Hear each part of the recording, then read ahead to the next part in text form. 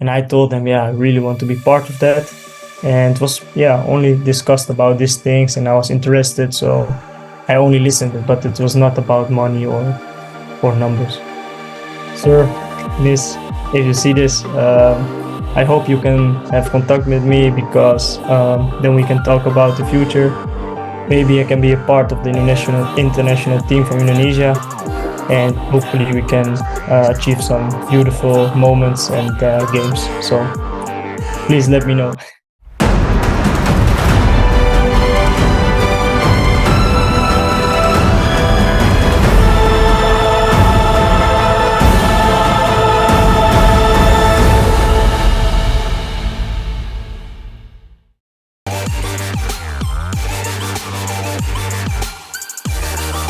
Jordi Wehman, saya tolak Arsenal karena gak butuh uang.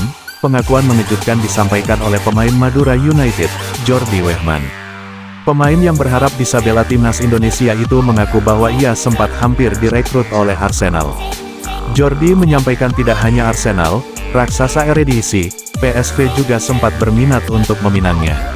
Namun tawaran dari dua klub itu ditolak mentah-mentah oleh Jordi.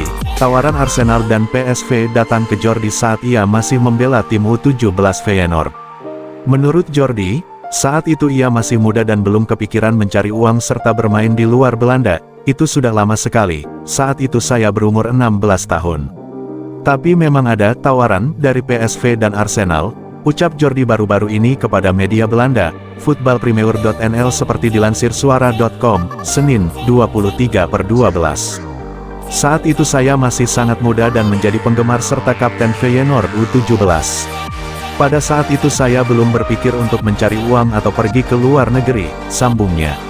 Anda hanya berharap untuk Feyenoord dan bermimpi bermain di The Kuip, tidak ada yang lain, sambungnya. Namun kemudian perjalanan karir Jordi di Feyenoord tidak semulus yang ia bayangkan. Ia saat ini kemudian melanjutkan karir di Indonesia dengan gabung ke Madura United, bermain di BRI Liga 1. Jordi mengaku bahwa memang ada perbedaan mendasar kompetisi di Indonesia dengan Belanda, utamanya dalam segi taktis. Di Belanda, pemain berusaha masuk ke lapangan dengan ide taktik yang kuat. Hal serupa juga terjadi di Indonesia. Namun di Belanda, setiap lawan benar-benar kami pikirkan, kami analisis dan sangat matang dan taktik kuat, ungkapnya. Di Belanda, Anda sering melihat tim-tim yang lebih baik menguasai bola dan menang. Sementara di sini, Anda menyadari bahwa semua tim bisa saling mengalahkan, tambah Jordi. Meski secara kualitas Liga Indonesia masih kalah jauh dengan Belanda, Jordi Wehman mengaku kagum dengan etos kerja dan semangat pemain di Liga Indonesia. Bahkan Jordi bilang bahwa etos kerja dan semangat pemain Indonesia lebih unggul dibanding pemain Belanda. Pemain Indonesia sangat termotivasi. Mereka bermain sepak bola untuk membahagiakan keluarga. Saat pelatih mengatakan, kita akan berlari 40 putaran, tidak ada satupun pemain yang protes. Mereka berlari bahkan menambah 1 putaran, ungkap Jordi. Bikin kejutan, Timnas Indonesia bakal kedatangan pemain naturalisasi baru untuk lawan Australia. Timnas Indonesia bakal kedatangan pemain naturalisasi baru untuk lawan Australia. Ada berapa banyak? Jelang laga lawan Australia Maret mendatang tentunya persiapan demi persiapan dilakukan oleh PSSI beserta jajarannya. Sebelumnya oleh Romeni sedang disiapkan proses naturalisasinya, namun prosesnya masih belum selesai karena ada masa reses DPR RI yang berlangsung hingga bulan Januari.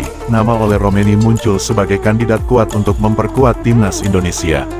Penyerang muda ini menjadi perbincangan hangat, terutama setelah ia menunjukkan kedekatannya dengan Indonesia. Romeni pernah mengunjungi Jakarta, bertemu langsung dengan Erick Thohir, dan menyaksikan pertandingan timnas Indonesia melawan Jepang di Stadion Utama Gelora Bung Karno. Romeni memiliki darah Indonesia dari neneknya yang berasal dari Medan, Sumatera Utara. Dalam kompetisi Eredivisie musim ini, ia mencetak 2 gol dari 10 penampilan bersama FC Utrecht. Meski catatan golnya belum terlalu impresif, gaya bermainnya yang agresif dan kemampuannya dalam memanfaatkan peluang dianggap sebagai solusi yang tepat untuk lini depan Indonesia yang selama ini kurang tajam. Namun, muncul rumor bahwa Romeni sedang dalam proses transfer ke Oxford United di Inggris, klub yang juga akan diperkuat oleh Marcelino Ferdinand. Selain oleh Romeni, nama Hero Riedewald juga mencuat sebagai salah satu calon pemain naturalisasi yang paling dinanti. Mantan bek serbabisa Crystal Palace yang saat ini tergabung dalam Royal Antwerp ini dikenal dengan kemampuannya bermain di berbagai posisi, baik sebagai gelandang bertahan maupun bek tengah. Pengalaman panjangnya di kompetisi Eropa, terutama di Liga Inggris, menjadi nilai lebih yang diyakini mampu memberikan pengaruh besar pada permainan timnas Indonesia. Seorang pengamat sepak bola menyebutkan bahwa posisi terbaik Riedewald adalah sebagai gelandang bertahan atau angka 6. Dalam peran ini, ia mampu mengatur tempo permainan sekaligus memberikan perlindungan kepada lini pertahanan. Dia bisa bermain dengan baik di posisi angka 6, ungkap pengamat tersebut, menyoroti kemampuannya dalam membaca permainan dan memberikan distribusi bola yang efektif. Nama terakhir yang mencuri perhatian adalah Mauro Zelstra. Striker muda berbakat ini memiliki darah Indonesia dari neneknya yang berasal dari Jawa Barat. Meski proses naturalisasinya belum banyak disorot seperti oleh Romeni, kehadiran Mauro diharapkan dapat menjadi tambahan penting bagi kedalaman skuad Garuda. Mauro dikenal dengan kecepatannya di lini depan serta insting mencetak gol yang tajam. Dua atribut ini sangat dibutuhkan oleh timnas Indonesia, terutama dalam menghadapi lawan-lawan berat di kualifikasi mendatang. Dengan usianya yang masih muda, Mauro memiliki peluang besar untuk berkembang menjadi salah satu striker andalan Indonesia di masa depan. Keputusan akhir, tentu saja, berada di tangan pelatih Sintayong dan juga PSSI. Akankah ketiga pemain ini akan datang pada saat dibutuhkan untuk melawan Australia? Laga melawan Australia dan juga Bahrain tentu menjadi penentu bagi nasib timnas Indonesia ke depannya. Tentunya kedatangan pemain-pemain naturalisasi juga dapat mempengaruhi nasib timnas Indonesia di kancah sepak bola dunia.